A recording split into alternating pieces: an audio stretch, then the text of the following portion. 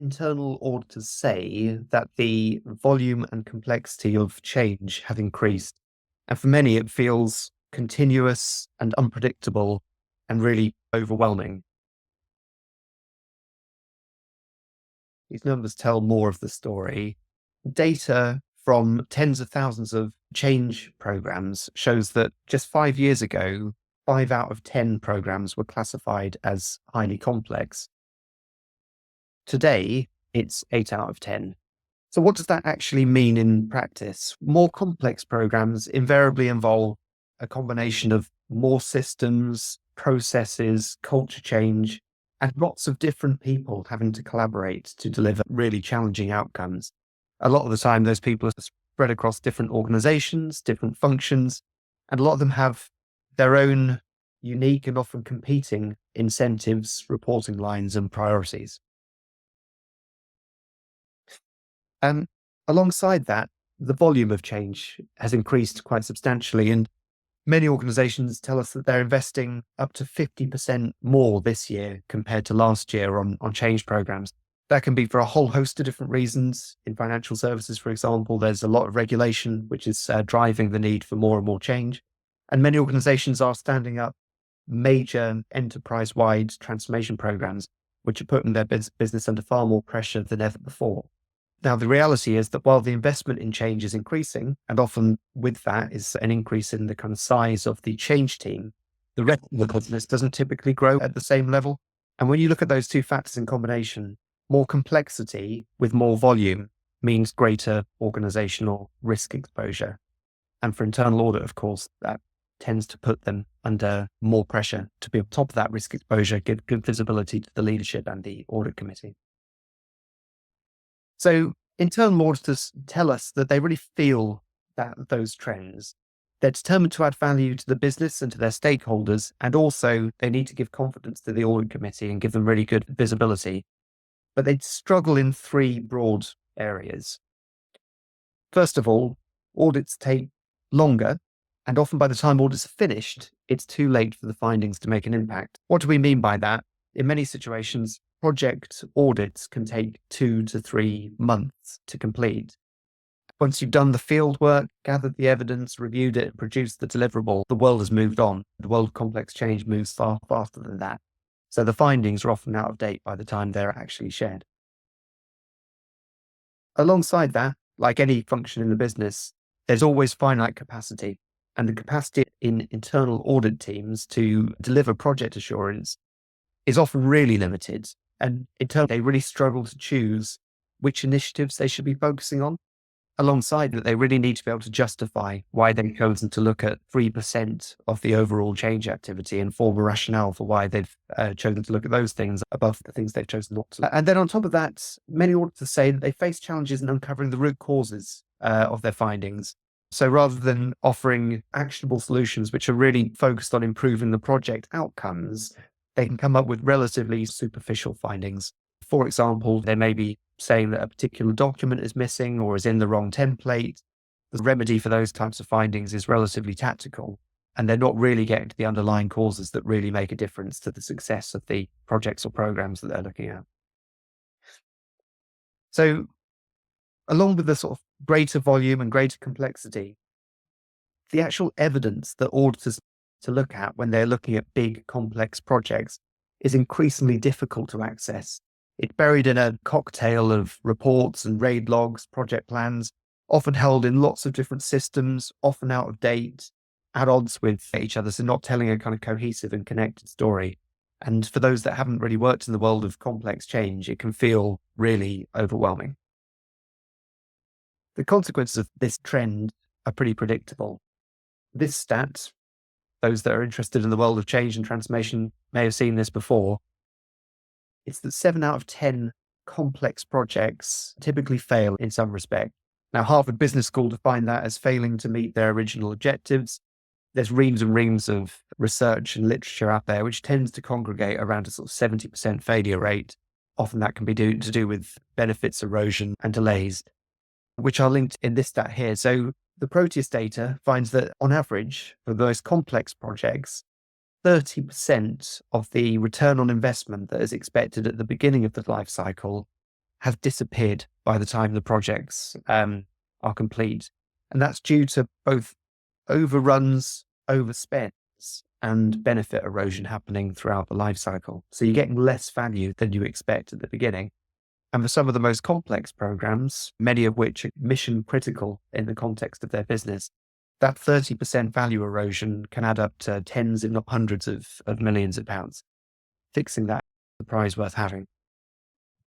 And then there's the kind of non-financial implications of those sort of failure rates as well. Many organizations, if their projects fail, then they'll hit them reputationally. They may be fined by regulators. They may move forward with a inefficient or suboptimal operating model or business model, and they'll suffer from the opportunity cost of not having the funding available for all the other things that they care about as a business. We're speaking to one very large financial services organization at the moment that is finding that they have to invest over 80% of their annual change budget just in regulation, keeping the lights on, leaving only 20% of the investment available for actually improving and developing their business in an ever more competitive market.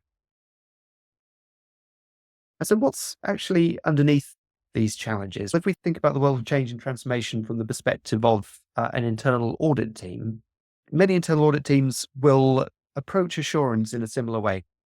They will develop a methodology where they typically follow a fairly similar approach. It's often a kind of one size fits all approach that is all about assessing how closely a project has aligned to a defined methodology, like a textbook methodology or an in-house project framework. The problem is it tends to underestimate the importance of project complexity and therefore not deliver the value that it could.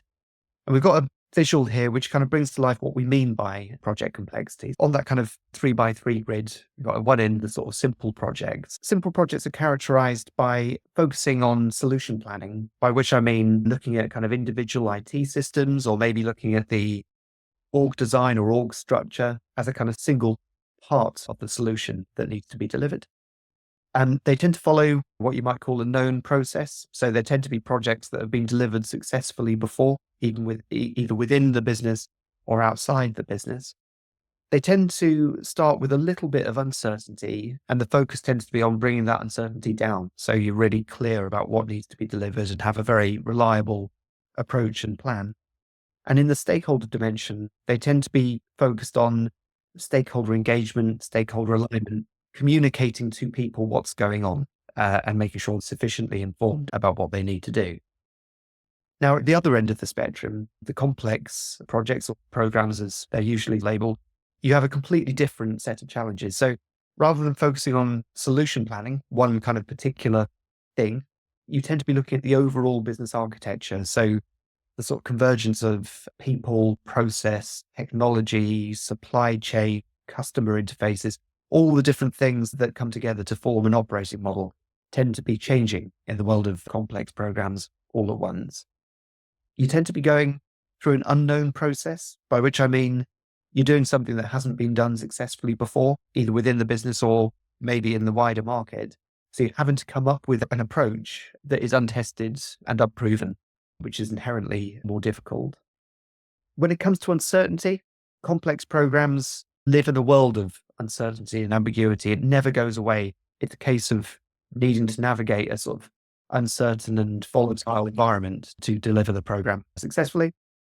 And then maybe the most thorny aspect of it is the stakeholder management. Complex programs, the stakeholder management is all about herding cats, really recognizing that different stakeholders have different priorities, different levels of interest, and some support the program and some are threatened by the program.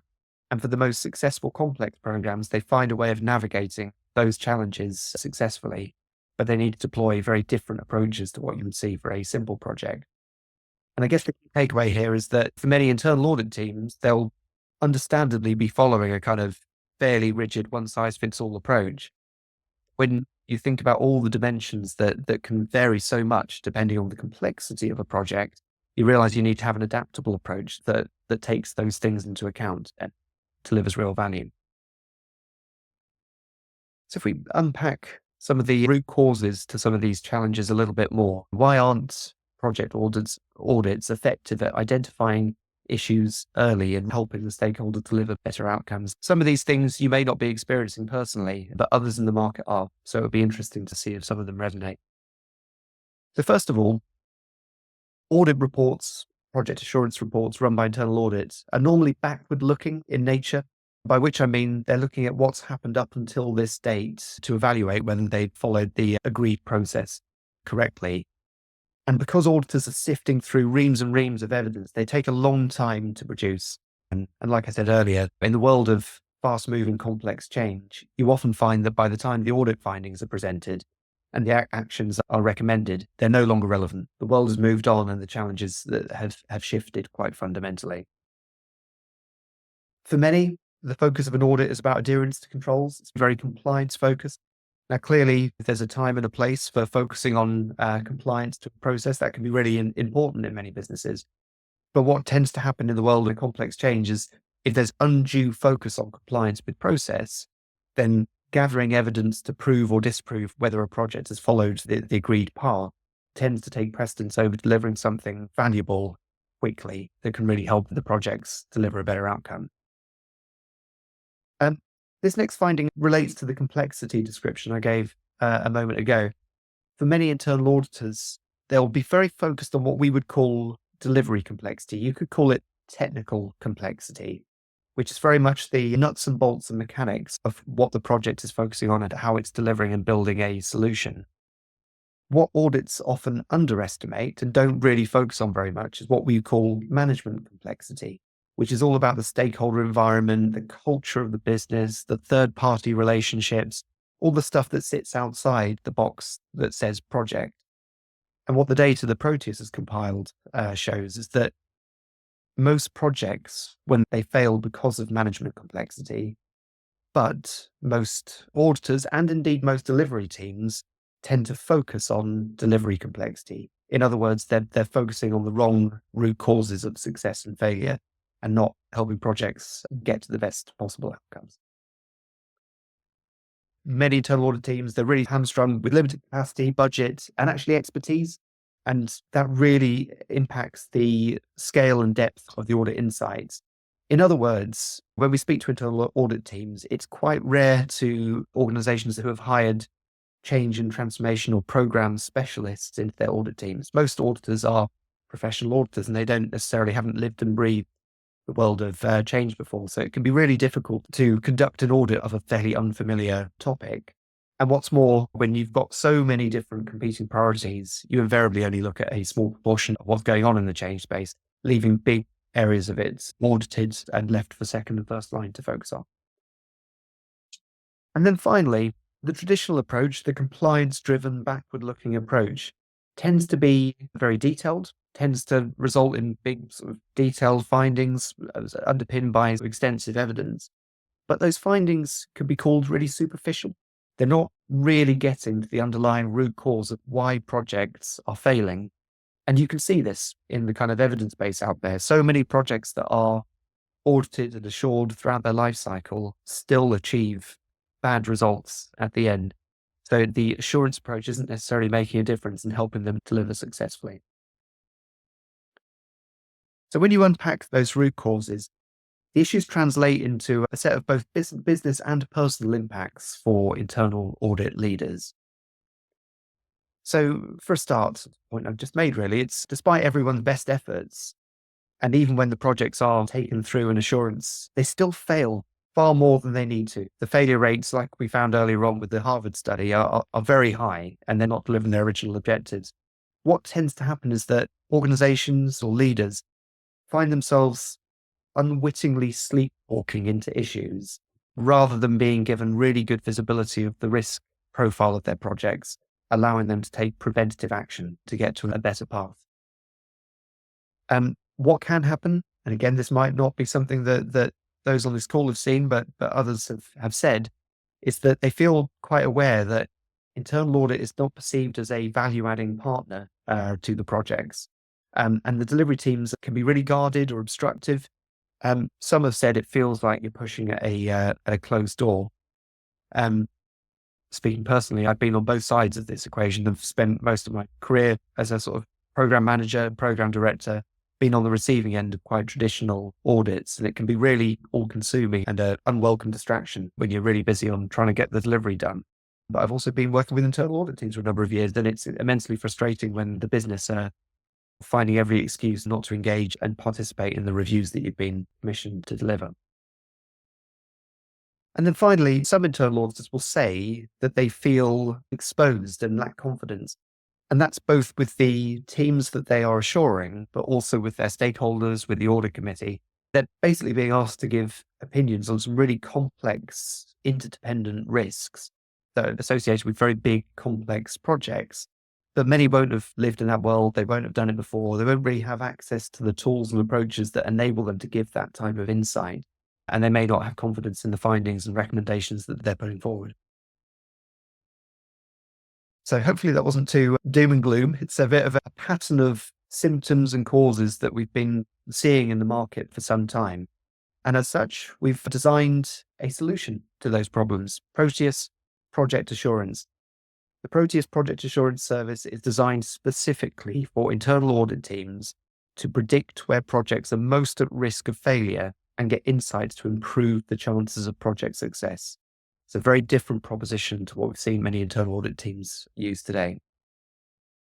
So what is the Project Assurance Service? It's a very fast, data-driven and actionable approach. In front of you on the screen is a picture of a couple of the tools that we use to support this service. Fundamentally, the service is about leveraging data that has been collected from over 45,000 project reviews and in excess of $100 billion in project investments. And you get access to people with extensive experience of delivering complex programs.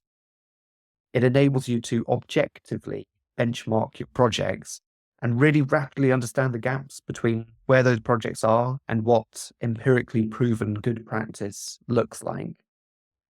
What that means is you can actually help the project teams understand their risk exposure and understand the trade-offs that they're going to need to decide on, which allows them to prioritize their focus in the areas that really matter in achieving successful outcomes.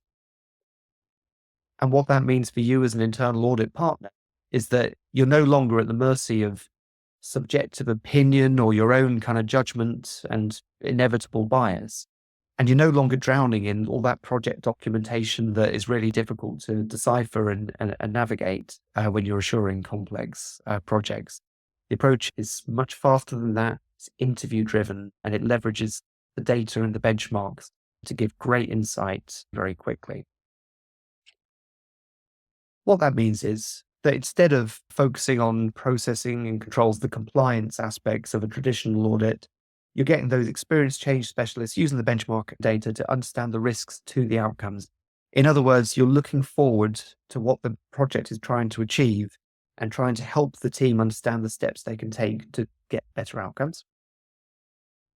Instead of looking backwards, you get predictions on the probability of success, and you get recommendations on course corrective actions and what you can do to improve the performance of the project, where that is relevant. Instead of reviewing one project at a time, and often taking a long time to do that, and not really getting across much of the overall portfolio that your business is aiming to deliver, with the Proteus approach, you can gather data from lots of projects very quickly and analyze trends across those projects, which allows you to identify common challenges and get to the root cause of those challenges, which helps your stakeholders decide where they can focus their efforts to achieve the best possible value. For example, if you were to look at a heat map like the one in front of you there, each of the rows would represent an individual project. And what you would do is look along the vertical lines to find areas where there seems to be persistent challenges and weaknesses, and start to unpack what might be causing those issues and what steps can be taken to fix them once and help many projects. For you as an internal auditor, that means that instead of feeling exposed at audit committee meetings, you can confidently present timely and objective findings based on data that provide insights into risk exposure, instead of being at the mercy of your own kind of bias and opinions, or trying to follow a kind of textbook methodology on what a project should be doing. You're actually confident that you're finding some really rich insights that are driven by that kind of empirical data, the evidence base from the real world, that you can have confidence is genuinely insightful. And because the approach is so fast, and we typically deliver these projects in 2 to 3 weeks instead of what can be 2 to 3 months in other environments, by the time you get to audit committee, the teams that you've audited have actually had time to action the recommendations or some of the decisions they've made off the back of the review, and hopefully started to really make a difference and add value. So when you get to the audit committee, you can stand shoulder to shoulder with the program director for the initiatives that you've been reviewing, and in a joined up way, explain how the assurance process has really added value. Feels very different to the traditional approach where you may be revealing problems after the event.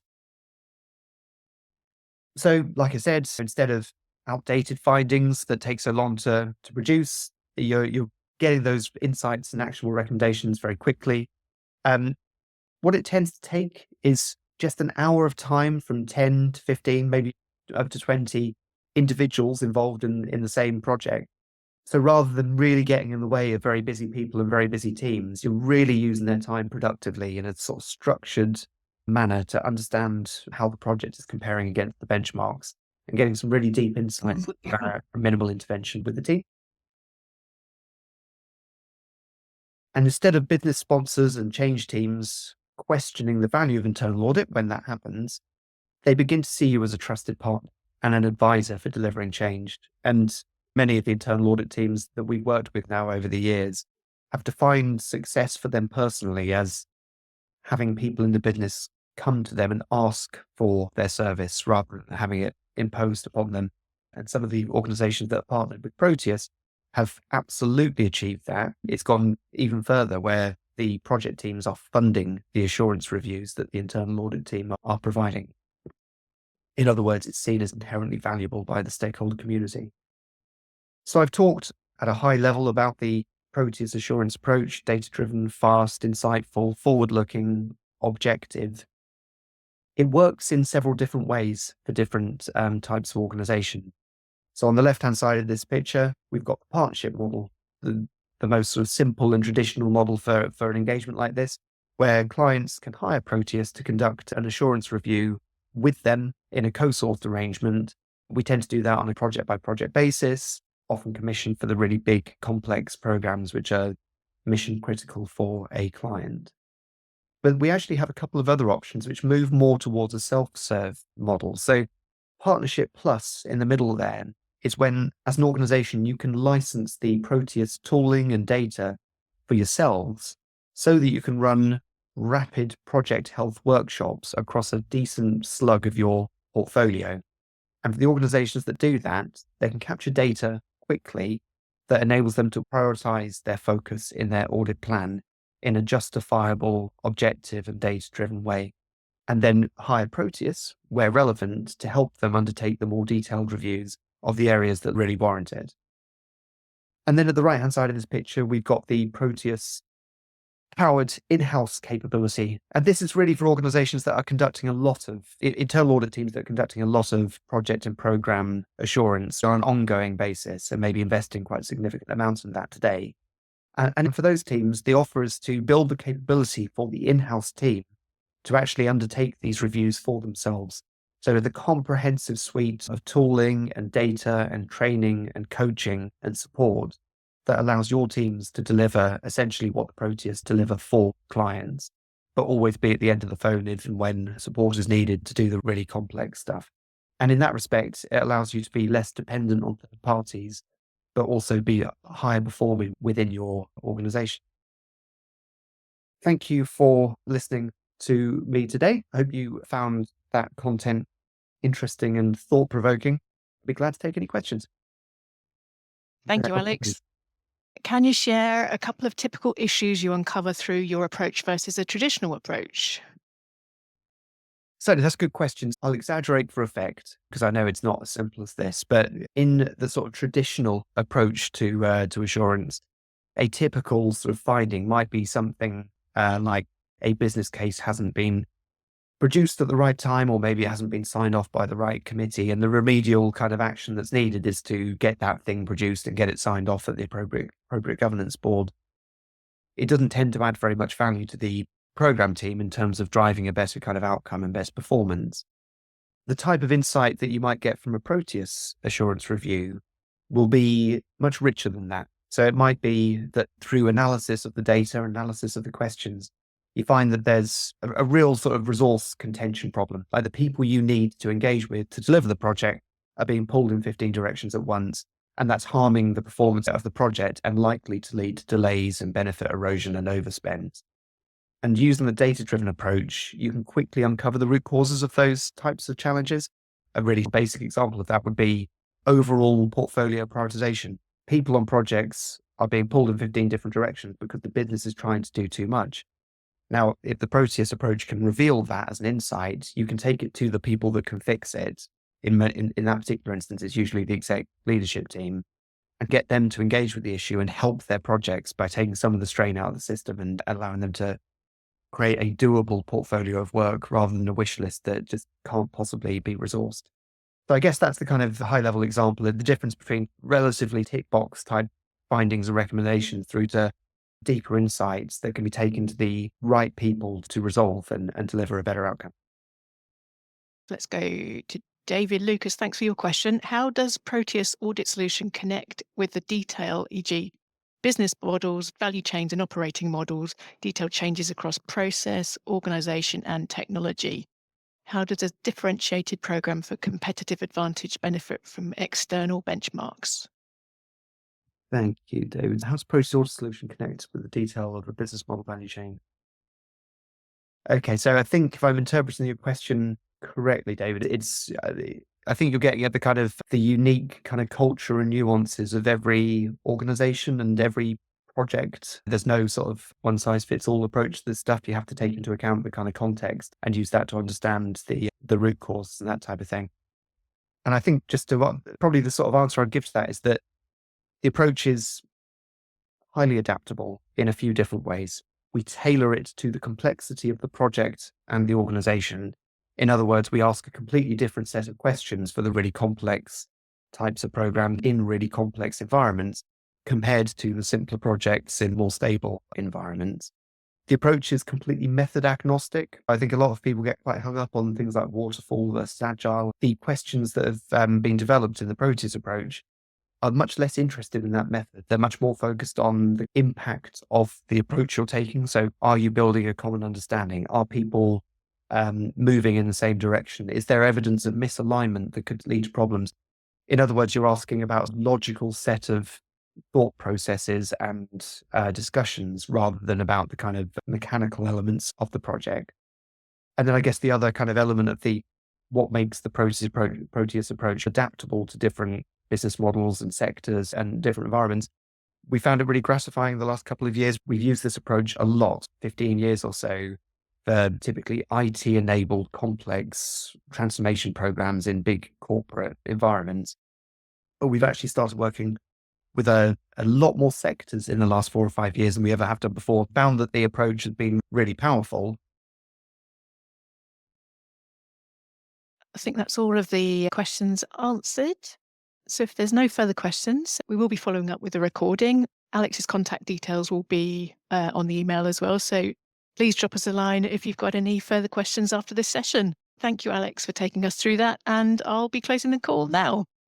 Enjoy the rest of your day. Thank you. Bye-bye.